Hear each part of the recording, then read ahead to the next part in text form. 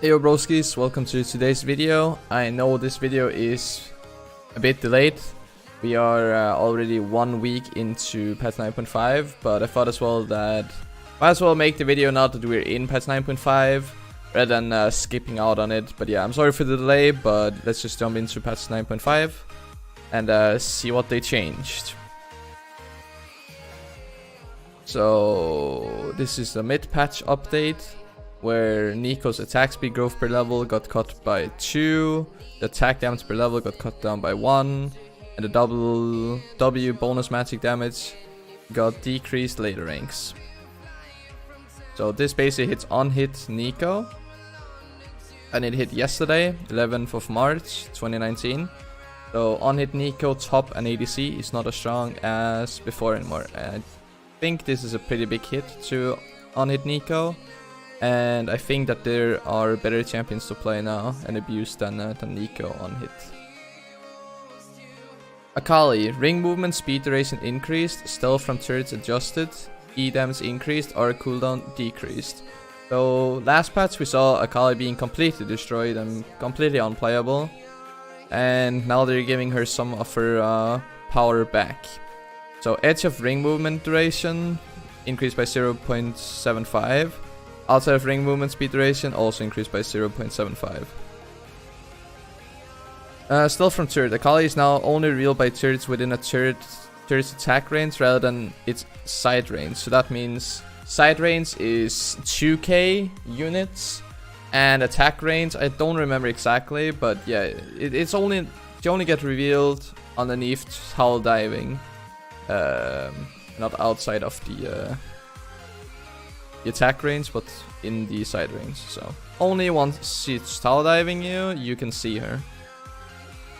Akali now only needs to exit and re-enter her shroud once to extend the shroud duration by the maximum 3 seconds rather than extending it by 0.5 seconds 6 times. Okay, so now she just has to walk out it once and the shroud will be 3 seconds longer rather than 6 times. So this is also a buff. Shuriken flip, first cast damage increased by 10 to 30. Second cast damage decreased by 10 flat. Ulti cooldown decreased, so this gives some of Akali's power back. She's definitely not as strong as when she was broken, but I think she's viable in some matchups now, and this is definitely a buff that she deserved. If she's bannable, I don't think so. Is she playable? I would say so. Then we have Nico, E-root adjusted. Basically, the more units you hit, the more it, the more it roots for. So AP Nico basically getting a buff.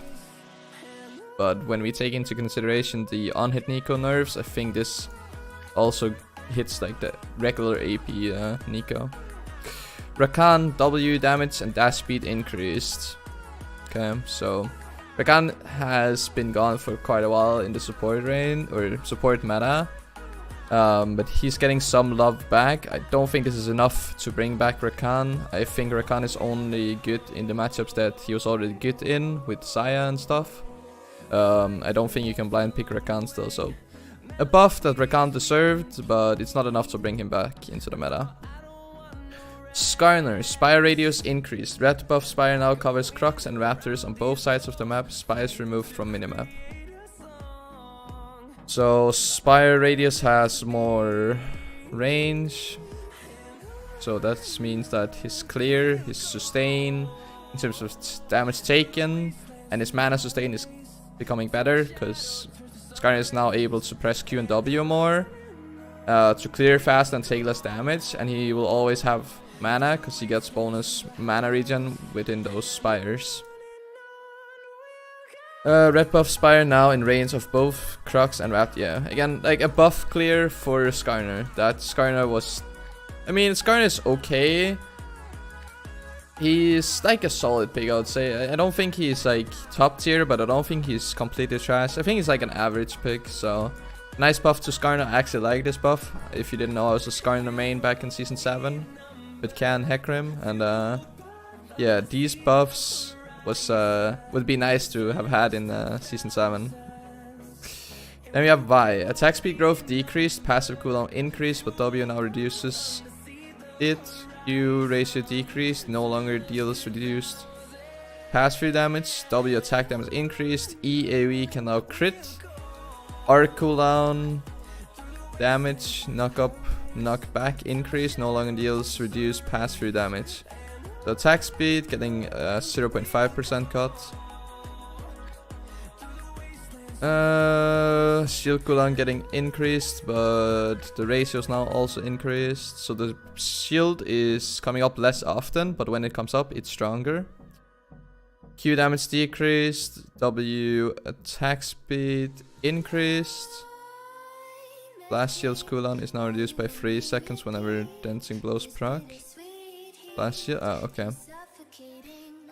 Now you can crit with Vi, doesn't really matter because you don't build a crit on Vi anyway. And then we have the R cooldown being increased and dealing less damage as well. So, huge nerfs to Vi. I actually permabanned Vi entire last patch, but I think this makes Vi more balanced. I don't think Vi is bannable anymore. She's still okay to pick up, but she's not like permaban worthy anymore. So this is nice. I feel like this is a good balance change that Riot did, bringing Vi closer to 50% rather than above 50. Relic shield line, healing decrease. Okay. Storm Racer getting increased by 5. Attack damage, 5 attack speed. Again, these changes doesn't really matter. Like the champions that you would usually build Storm Racer on, you build Storm Racer still. The champions that you don't build Storm Racer on, you still don't buy Storm Racer. Aftershock resist duration decreased by 0.5. And then there's Aftershock, which means that Ardent supports are stronger. This only hits actually, I think, jungle. Like tank junglers get hits the most of this, but it's not even like a big hit like at all. Conquer. Conquer now giving less AD per stack. And max stacks is then lower. Okay. So Conquer getting a nerf. This was 100% deserved. Conquer was probably the most broken keystone. And Bruiser top lane was just like ruling and stomping all over the place. So nerfing Conquer seems good. I feel like Conquer is still strong, but it's just not overpowered anymore. Cut down. Bonus damage increased from 4 to 10 to now 15 to 12. Still versus targets with 10% to 100% more maximal health than you. Okay. Again, I still think Coup de Grace is better for the champions that used Coup de Grace, and Cut down is just getting a free buff for the champion. Like a few... makes it more competitive. Yeah, I still think Coup de Grace is like the most common one. But Cut down is probably like better than Last Stand. I'll probably rate like Coup de Grace first, Cut down second, Last Stand third. Just like in general. I know there are some champions where Cut down is definitely the best, but... E damage on Cho'Gath increased. Okay, doesn't really do too much. E magic resist increased. Again, doesn't really do anything. E bonus damage to champions increased. R damage per wave increased. So more damage on Gangplank early game. And more damage on his ult. This gives actually Gangplank like a pretty decent laning phase. I think Gangplank is still like a pretty strong top laner. So I think Gangplank is still viable. And a small nice buff that GP can utilize in laning phase. Graves getting 3 more attack damage. This is not enough to bring back Graves, because jungle meta is just level 2 gankers and tank donors, so he just doesn't fit in the jungle meta anymore. Jhin Q damage increased. Still think they're better better ADCs than Jhin, so it doesn't really do too much. Health decreased, Q healing decreased. Loses 20 flat health and heals for less later ranks. This is a 100% well-deserved nerf for Nunu. I hate facing Nunu. I usually ban Nunu because I'm playing carry donors, and Nunu is just really annoying to face as a carry donor because he's so tanky and has so much sustain that you can't kill him. He can just run in and cheese you for like no reason. I still think Nunu is ban worthy, but I think you can deal with him if you don't ban him. Like it's a bit easier. I still think that he's quite strong and he might still be bannable, but he's at least a little bit easier to deal with if you decide not to ban him. So that's nice and well deserved in my opinion. Tryndamere, passive crit chance cap increased late. So now he can get more crits late game. Nice buff to Tryndamere.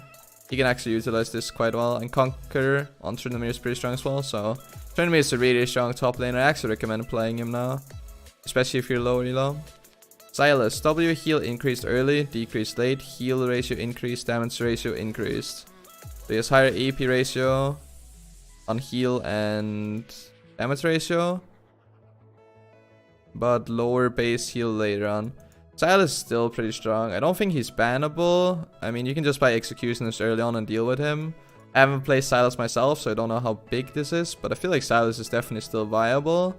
And he is not top tier, but he's up there. He's like above average for mid and even jungle I've seen, maybe also top lane. So Maiden damage and Mark proc damage decreased.